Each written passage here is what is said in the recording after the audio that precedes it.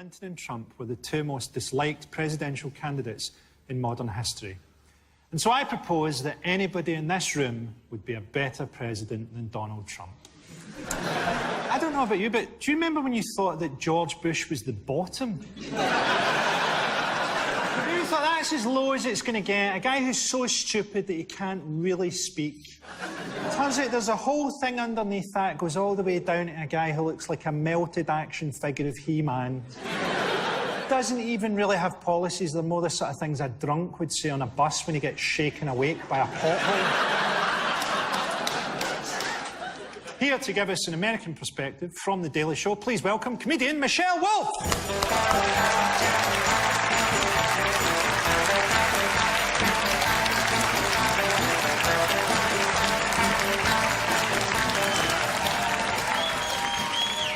Great to have you, Michelle. Thank you.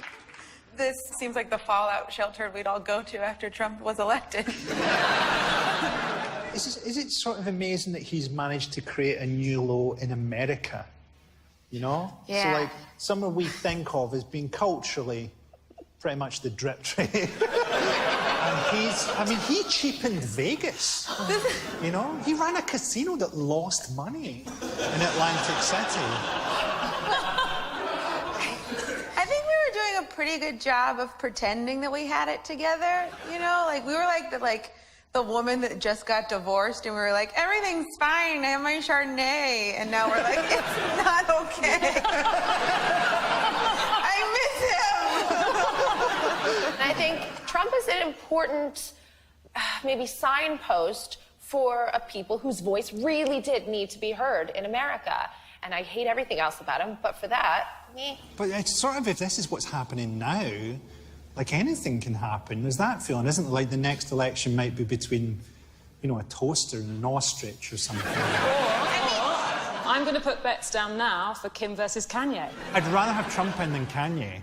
No, you know? I think Trump's probably got his meds balanced.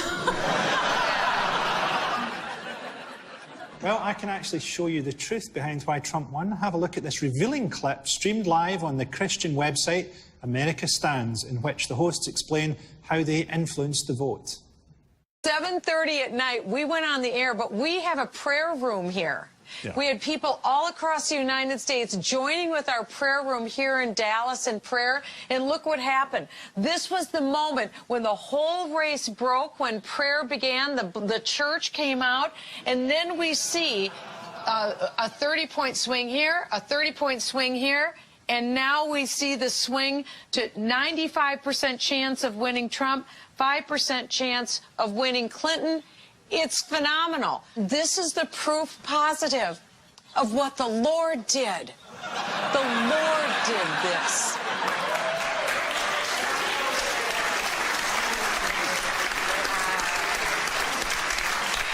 That point in the graph is where they'd counted some of the votes. It wasn't the power of prayer, it's the power of counting. You say this wasn't God? Well, it just showed us on a graph.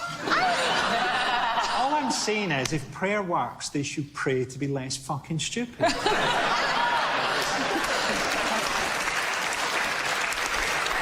would also say that I don't believe the Lord is American, so he can't vote. And that's voter fraud. Clinton lacks the natural warmth of a true leader, which is why she often looked to celebrities to provide it instead. Take a look at this badly conceived interview between her and Mary J. Blige. If an officer stops you, always be polite and never ever run away. Promise mama you'll keep your hands inside. Is it a gun? Is it a knife? Is it a wallet? This is your life. It ain't no secret. It ain't no secret. No secret, my friend. You can get killed just for living in your American skin. Oh.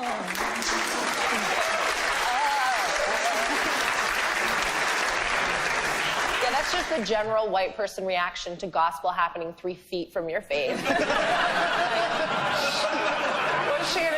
I get up and twerk. She might have also, in her face, like that face of hers might have just been like focus grouping in her head how much to smile.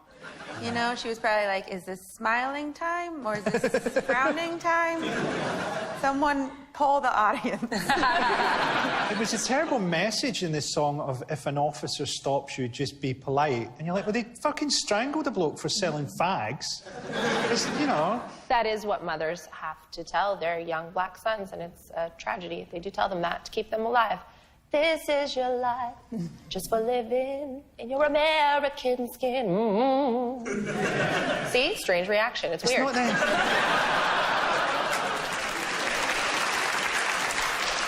OK, what other choices did America really have? On MSNBC's Morning Joe programme, Libertarian presidential candidate Gary Johnson's disturbing response to a question left everyone stunned. Take a look. What would you do if you were elected about Aleppo? About? Aleppo. And what is Aleppo? You're kidding. No. Aleppo is in Syria. It's the epicenter of the refugee crisis. Okay, got it. Got it. Okay. I remember when that happened, and immediately everyone was like, he doesn't know where Aleppo is, because I do. Wait, it's in, Well, I've said that anyone in this room would make a better president than Donald Trump, so let's meet a couple of them to find out. We asked some of our audience members to fill in questionnaires. Where's Daniel Walker? Daniel? That's me. Hi, how you doing, Daniel? Doing well, thank you. You enjoying the Trump administration? I'm loving it so far. You look kind of stoned, Daniel. We'll handle this in our own way. Daniel, we asked you, you're President of the United States and it's your first day in the job. What's the first thing you would do? You said, my top priority would be ending the war on drugs. Well, simplifying the corporate tax code, laying groundwork for a national healthcare exchange, limiting campaign donations, reining in the NSA, and creating powerful transparency laws. And that is why you would be dead in a week. But I salute your idealism, Daniel. I love Daniel. I love this. that was really nice. I was going to say have sex in the Oval Office. I think that's been done, hasn't it? It's been done to death. Well, not to me. That would have been Hillary's first order of business, wouldn't it? Just burning a lot of carpet. Where's Ariana Reich? How you doing, Ariana? We asked you if you were running for president, you could choose any celebrity as your VP. Who would it be and why? You said the bear from The Revenant.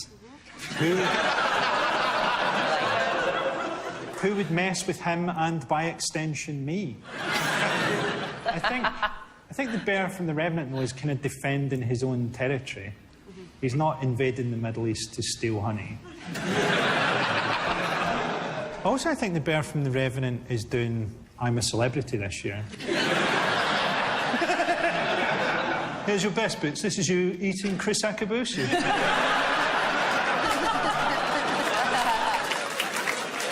OK, I'm convinced that literally anybody in this room would make a better president than Donald Trump. Americans, if you agree with me, that's green. If you disagree, it's red. Vote now, Americans. Almost entirely in agreement that anyone would do a better job. Just a couple of perverts.